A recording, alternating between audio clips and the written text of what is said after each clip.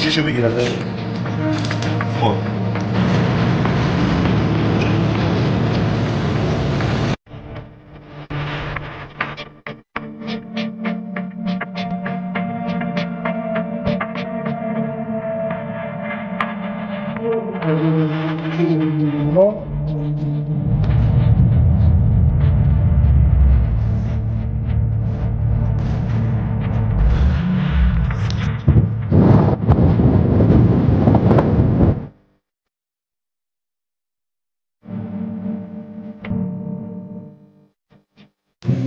خانم الهه حسین نژاد از 4 خرداد ماه ناگهان ناپدید شدند و امروز خبری مبنی بر اینکه ایشون به قتل رسیدن توسط پلیس آگاهی منتشر شد. ایشون میان همونجوری که خانواده‌اش گفته بودن سوار ماشین شن به قصد اسلام شهر برن از میدون آزادی، ولی ناگهان یه اتفاقای هولناکی برایشون رخ میده.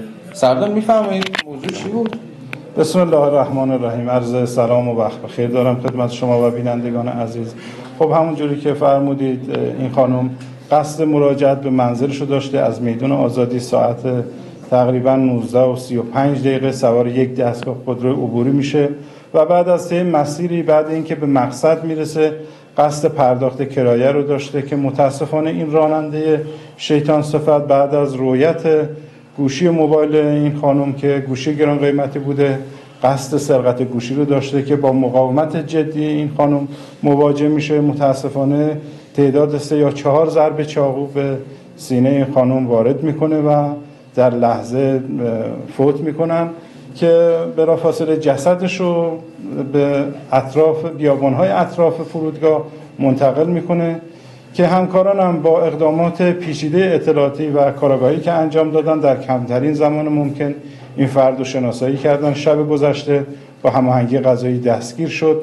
صراحتاً به وضع انتصابی اعتراف داره. با راهنمایی این فرد خب جنازه کشف و تحویل پزشکی قانونی شده و صبح هم که بنده پیگیری کردم با دادستان محترم انشالله در کمترین زمان حتما مجازات خواهند شد. نیت این فرد مشخص شده؟ بله متاسفانه قصد سرقت گوشی تلفنی این خانم داشته و قصد آزار و اذیت که با مقاومت جدی این خانم مواجه میشه و ایشون به شدت از خودش دفاع میکنه که ایشون هم در نهایت قساوت و نامردی اقدام به وارد کردن ضربات چاقو به سینه این فرد میکنه و متاسفانه در دم به قتل میرسه که جنازه‌اش از اونجا جابجا میشه. 2 نفر رو پلیس آگاهی دستگیر کرده ولی متهم اصلی ایشونه. اون یکی نه چه نقشی داشته؟ اون صاحب خودرو هست که خودرو در اختیار این فرد گذاشته بدون هیچ گونه مستنداتی که ایشون هم دستگیر شده و پرونده قضایی براش تشکیل شده. یک شنبه هفته گذشته بود 4 خرداد ماه که خانم الهه حسین نژاد در میدان آزادی ساعت 19:35 قصد سوار شدن به خودروی شخصی داشته. متاسفانه روبوده میشه و خبر اون در فضای مجازی منتشر میشه. ماموران پلیس آگاهی تهران بزرگ بلافاصله دست به کار میشن و متهمو دستگیر میکنن. سردار از خانم الهه حسین نژاد چه خبر؟ بسم الله الرحمن الرحیم. عرض سلام و وقت بخیر دارم خدمت شما و بینندگان عزیز. خب متاسفانه رأس ساعت 19:35 این خانم که قصد مراجعت به منزلش رو داشته از میدان آزادی سوار یک دستگاه خودروی عبوری میشه که این راننده شیطان صفت که الان اینجا حضور دارن خب ایشونو سوار میکنه به مقصد اسلام شهر. بعد از اینکه به مقصد میرسن این خانم قصد پرداخت کرایه رو داره که زمانی که گوشی این خانم رو میبینه و ببینه که گوشی گران قیمتی هست با ایشون درگیر میشه. قصد سرقت گوشی رو داشته که با مقاومت جدی این خانم مواجه میشه. متاسفانه تعداد 3-4 ضربه چاقو به سینه این خانم میزنه و همون لحظه متاسفانه به قتل میرسه و جنازه‌ش رو این فرد به اطراف فرودگاه منتقل میکنه و در بیابونا رها میکنه که با اقدامات پلیسی و اقدامات پیچیده‌ای که انجام شد در کمترین زمان این فرد شناسایی شد. با توجه اینکه تصویر اون خانم رو در فضای مجازی دیده بود خب ترسیده بود به محل سکونتش مراجعه نداشت که دیشب الحمدلله با کار پیچیده اطلاعاتی شناسایی شد، دستگیر شد. صراحتاً به وضع انتصابی اعتراف داره. با راهنمایی این فرد جسد در همون جایی که رها شده بود کشف شد، تحویل پزشکانی شد. کماکان این فرد هم تا تکمیل تحقیقات در اختیار پلیس هست. تنها توصیه‌ای که میمونه این هستش که سوار هر خودرو شخصی نشید و مراقب باشید و اگر میشید حتما یه شماره پلاکی داشته باشید به خانواده ارسال کنید. داوود فتحی زاده، خبرگزاری پلیس. ارتکاب قتل و قبول شما چه کاری بود؟ برای گوشی تلفن همراه؟ غلط کردن شما برای خانواده این بنده خدا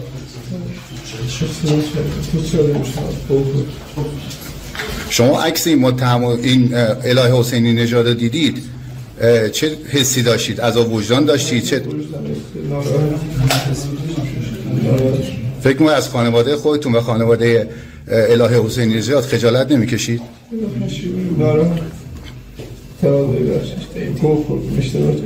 این خبر و اقدام به موقع پلیس در رسانه‌ها بازخورد فراوانی داشته. این پرسش مطرح میشه که چرا چهره متهمان نشون داده نمیشه تا اگر شاکیان دیگه هم باشند به آگاهی مراجعه بکنند. بله، عرض سلام و وقت بخیر دارم خدمت شما و بینندگان عزیز. انشالله هماهنگی قضایی حتما انجام میشه و در هفته آتی که بحث بازسازی صحنه انجام خواهد شد با هماهنگی قضایی حتما چهرهشون به صورت واضح پخش خواهیم کرد. البته اقدامات پلیسی در خصوص کشف جرائم احتمالی ایشون در حال پیگیریه که مطابقاً به عرض مردم خواهد رسید. بله سردار، این قاتل سابقه شرارت و ناامنی‌های دیگری هم داشته؟ قبلا سوابقی داشته، چند سال قبل که محکومیتش رو طی کرده و آزاد شده که چند سالی هست که از اون محکومیتش گذشته، ولی متاسفانه خب مرتکب این جنایت شده و پلیس هم در کمترین زمانی رو دستگیر کرده. پروندهش در حال تکمیلیه. اقداماتی هم که ما انجام دادیم فعلا فقط موضوع سرقت گوشی تلفن همراه هست. بسم الله الرحمن الرحیم. عرض سلام و وقت بخیر دارم خدمت شما و بینندگان عزیز. پیرو پرونده فقدان مشکوک به جنایت این خانم، خب همکاران پرتلاشان در پلیس آگاهی وارد عمل شدن و با اقدامات پیچیده اطلاعاتی و کارآگاهی این فرد رو در کمترین زمان ممکن شناسایی کردن. اقدامات همه جانبه انجام شد با توجه به اینکه این فرد تصویر اون خانمی که به قتل رسیده بود در فضای مجازی دیده بود، خب از محل زندگیش متواری بود. شب گذشته در مخفیگاه شناسایی و دستگیر شد. صراحتاً در تحقیقات به وضع انتصابی اعتراف داره و با راهنمایی این فرد دیشب که متاسفانه در زمانی که اتفاق افتاده بود، یعنی در همون لحظه اولی که اقدام به سرقت گوشی تلفن همراهش کرده بود و با مقاومت جدی این خانم مواجه شده بود، همون لحظه با ضربات چاقو این خانم به قتل رسونده بود و جسدش رو از سمت اسلامشهر به بیابان‌های اطراف فرودگاه منتقل کرده بود. فرودگاه امام خمینی. بله، که با راهنمایی این فرد شب گذشته محل جسد شناسایی شد، جسد کشف شد و به پزشکی قانونی منتقل شدن. این متهم هم جهت تکمیل تحقیقات فعلا در اختیار پلیس هست که انشالله به محض تکمیل تحقیقات در اختیار مقامات قضایی قرار خواهد گرفت. اصلیش سرقت گوشی تلفن همراه بوده با توجه به اینکه این فرد به محض رؤیت گوشی تلفن همراه این خانم که گوشی گران قیمتی بوده اقدام به سرقت میکنه. با مقاومت جدی این خانم مواجه میشه که متاسفانه در کمال نامردی و بیرحمی چندین ضربه چاقو به سینه این خانم وارد میکنه و همونجا متاسفانه به قتل میرسه که جسدش رو از اونجا جابجا میکنه و در بیابان‌های اطراف فرودگاه رها میکنه. سردار، چند نفر دستگیر شدن در این رابطه؟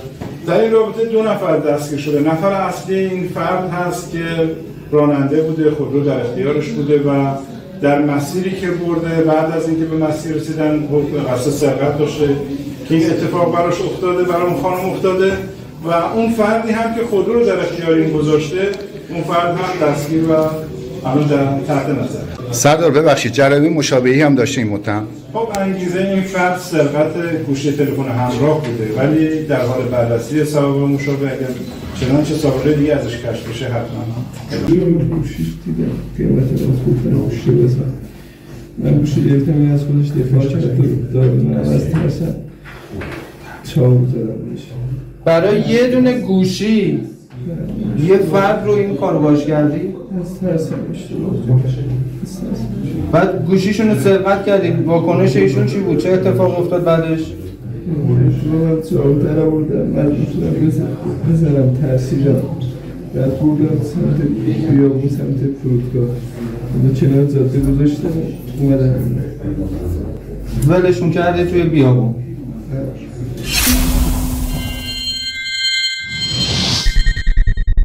الهه حسین نژاد که از 4 خرداد ماه ناگهان ناپدید شده بود، امروز خبر مبنی بر قتل ایشون منتشر شد و این 2 نفر افرادی هستند که متهم به قتل